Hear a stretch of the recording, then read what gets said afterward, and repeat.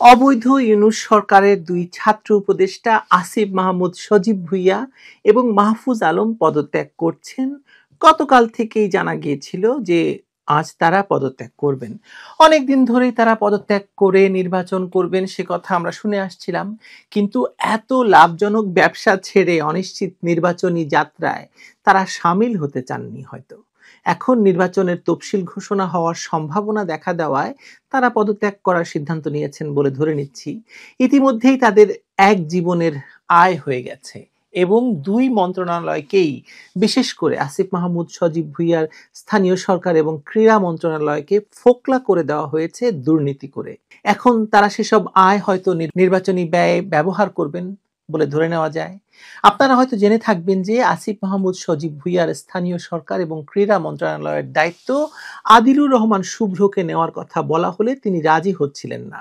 এই দুই মন্ত্রণালয়ে হওয়া দুর্নীতির বোঝা তার উপর এসে পড়ে কিনা সে কথা ভেবে হয়তো, কিন্তু পরে নাকি তিনি এবার রাজি হয়েছেন। আর রিজওয়ানা হাসান তো উনি তো যে কোনো মন্ত্রণালয়ে দিতেই রাজি আছেন, সেজন্য তাকে দেওয়া হচ্ছে মাহফুজ আলমের তথ্য মন্ত্রণালয়। কিন্তু প্রশ্ন হলো, সরকার থেকে পদত্যাগ করে আসিফ আর মাহফুজ যাবেনটা কোথায়? এতদিন সরকার তাদেরকে না হয় নিরাপত্তা দিয়েছিল আশ্রয় প্রশ্রয়, অর্থ, আয়ের সুযোগ, কিন্তু এখন পদত্যাগের পর তাদের কি এনসিপি নেবে, বিএনপি নেবে, নাকি জামায়াত নেবে? এসবের উত্তর খোঁজার চেষ্টাই করা যাক আজকের আলোচনায়। চলুন।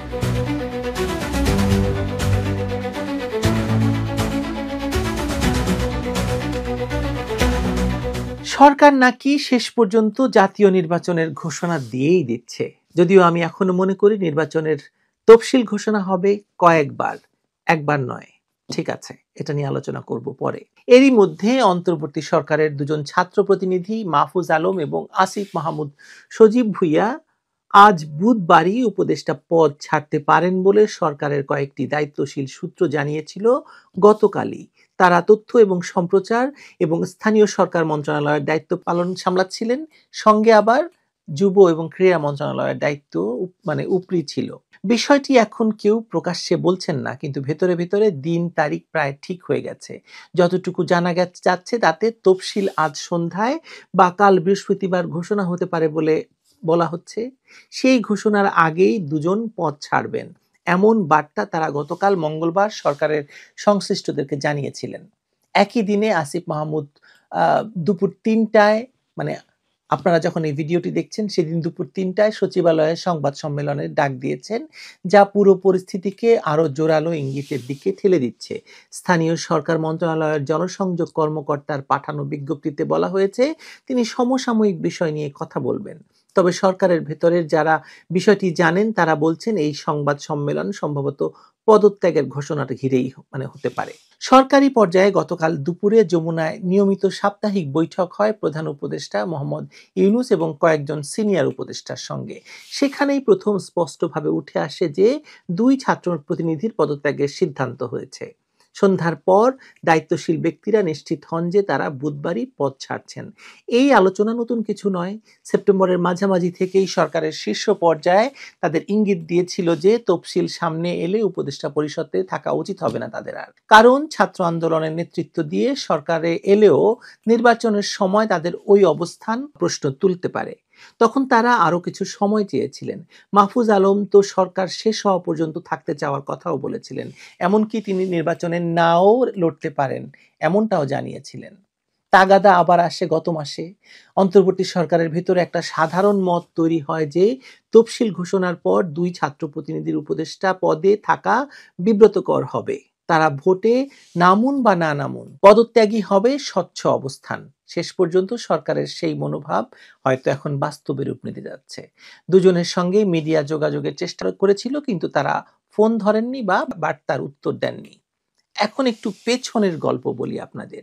গত বছর অর্থাৎ ২০২৪ সালের ৫ আগস্ট শেখ হাসিনা সরকারকে উৎখাতের পর ৮ই আগস্ট অন্তর্বর্তী সরকার গঠিত হয়। সেই সরকারে জুলাইয়ের সন্ত্রাসী নেতৃত্ব দেওয়া ৩ ছাত্রনেতা জায়গা পান। নাহিদ ইসলাম তথ্য এবং সম্প্রচার মন্ত্রণালয় পেয়েছিলেন, পরে পদ ছাড়েন, নতুন দল জাতীয় নাগরিক পার্টির আহ্বায়ক হন। তার জায়গায় সেই মন্ত্রণালয়ের দায়িত্ব পান মাহফুজ আলম, যাকে ডক্টর মোহাম্মদ ইউনূস আমেরিকায় নিয়ে গিয়ে মাস্টার মাইন্ড বলে পরিচয় করিয়ে দিয়েছিলেন জুলাই সন্ত্রাসের। আসিফ মাহমুদ প্রথমে শ্রম মন্ত্রণালয়ের দায়িত্ব ছিলেন, পরে আসেন স্থানীয় সরকারে এবং তাকে দেওয়া হয় মানে উপরি হিসাবে যুব এবং ক্রীড়া মন্ত্রণালয়। গল্প এখানে থেমে নেই। এই দুইজন যে কেবল সরকারে ছিলেন তা নয়, তাদের রাজনৈতিক গতিপথও এখনো মানে নানা মুখে আলোচনার কেন্দ্রে অবস্থান করছে। আসিফ মাহমুদ আগেই জানিয়েছিলেন তিনি ঢাকার কোনো আসন থেকেই ভোট করতে চান। নভেম্বরের ৯ তারিখে তিনি ভোটার এলাকা পাল্টে ধানমন্ডিতে আবেদনও করেন। ফলে ঢাকা ১০, ধানমন্ডি, কলাবাগান, নিউ মার্কেট এবং হাজারীবাগ থেকে তার প্রার্থী হওয়ার জোর গুঞ্জন ছড়ায়। এমনকি বিএনপির সঙ্গে যোগাযোগ বা সমঝোতার কথাও বের হয় বিভিন্ন মহলে। পরে দেখা গেল বিএনপি ওই আসনে নিজস্ব প্রার্থী ঘোষণা করায় তার সেই পথ কার্যত বন্ধ হয়ে গেছে। এখন তিনি স্বাধীনভাবে লড়বেন নাকি অন্য কোনো দলে যাবেন সেটা এখনো পরিষ্কার নয়। আর মাহফুজ আলমের ক্ষেত্রে গল্পটা আরেকটু জটিল। তার গ্রামের বাড়ি লক্ষ্মীপুর ১ আসনে। বিএনপি দীর্ঘদিন ধরে সেখানে প্রার্থী ঘোষণা করেনি, ফলে একসময় আলোচনা ছিল যে সমঝোতার মাধ্যমে মাহফুজকে সেখানে দেখা যেতে পারে। কিন্তু গত সোমবার এলডিপির চেয়ারপারসন বা চেয়ারম্যান শাহাদাত হোসেন সেলিম বিএনপিতে যোগ দেওয়ার পর তাকে ওই আসনে মনোনয়ন দেওয়া হয়। ফলে মাহফুজের কপালও পুড়েছে, তার সম্ভাবনাও কার্যত শেষ হয়ে গেছে। এদিকে এনসিপি সহ কয়েকটি দল নতুন জোট গঠনের উদ্যোগ নিয়েছে। গত রোববার এনসিপি, এবি পার্টি এবং রাষ্ট্র সংস্কার আন্দোলন মিলে নতুন একটি জোটের ঘোষণা দিয়েছে। এনসিপি এখন নিজেদের প্রার্থীদের তালিকা চূড়ান্ত করছে। মাহফুজ বা আসিফ কেউ এনসিপির মনোনয়ন নেন কিনা সেদিকেও সবার কৌতূহল থাকবে, কারণ এনসিপির সঙ্গে তাদের যোগাযোগ আগে থেকেই রয়েছে। কিন্তু অনেকে মনে করছেন যে তাদের মধ্যে একটা গ্যাঞ্জামও চলছে। তবে একটি বিষয় ক্রমে স্পষ্ট হচ্ছে যে দুজনেই বেশ কিছুদিন ধরে দুটি সমান্তরাল পরিকল্পনা চালিয়েছিলেন। একদিকে উপদেষ্টা পদ ধরে রাখা, আরেকদিকে সম্ভাব্য রাজনৈতিক ঠিকানা খোঁজা। বিএনপির সঙ্গে গোপন বৈঠকের কথাও এসেছে বিভিন্ন নির্ভরযোগ্য সূত্রে। সেখানে তারা মনোনয়ন পাওয়ার চেষ্টা চালিয়েছেন বলে জানা যায়। কিন্তু বিএনপি তাদের নিয়ে খুব বেশি আগ্রহ দেখায়নি। দলের নীতি নির্ধারকের ধারণা ছাত্র আন্দোলনে নেতৃত্ব দেওয়ার গ্রহণযোগ্যতা থাকলেও দলগত রাজনীতিতে তারা এখনো পরীক্ষিত নন। ফলে মাঠে না নেমে ক্ষমতার ভেতরে থাকার একটা বিকল্প পথ তারা খোলা রেখেছিলেন। রাজনৈতিক বিশ্লেষকদের মতে এটাকে এক ধরনের নিরাপদ প্রস্থান বা কৌশল বলা যায়। উপদেষ্টা পদে থাকলে প্রভাব এবং সুবিধা থাকে, নির্বাচনে নামলে হেরে যাওয়ার ঝুঁকিও থাকে।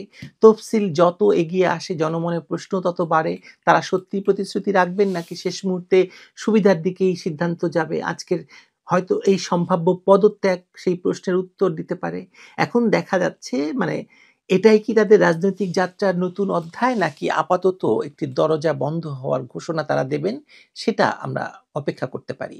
তবে কি জানেন, ২০২৪ সালের যে সন্ত্রাসের মাধ্যমে আওয়ামী লীগ সরকারকে উৎখাত করা হয়েছিল, তাতে এই দুইজনই মাস্টার মাইন্ডের ভূমিকায় ছিলেন। ফলে তাদের উপর আওয়ামী লীগের তো বটেই, সাধারণ জনগণের ক্ষোভ কম নয়।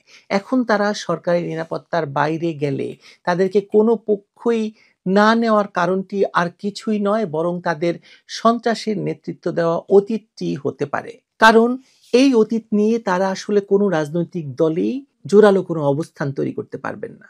আর সাধারণ নাগরিকের জীবন তাদের যাপন করা সম্ভব হবে না। এনসিপি কি তাদের নেবে? বিএনপি নেবে না বলে জানিয়েছে। আর জামায়াত?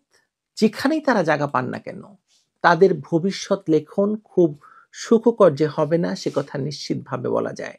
কারণ তারা এমন এক সন্ত্রাসের নেতৃত্ব দিয়েছে, বিশেষ করে আসিফ মাহমুদ, সজীব ভুইয়ার সেই AK-47 কাহিনী, সেনাবাহিনীর বিরুদ্ধে অস্ত্র ধরার কথা বলা সহ নানা রকম যেসব কথা তিনি বলেছেন, এবং মাহফুজ আলমের যে হিজবুত তাহরির অতীত রয়েছে, এসব তো সবাই জানে।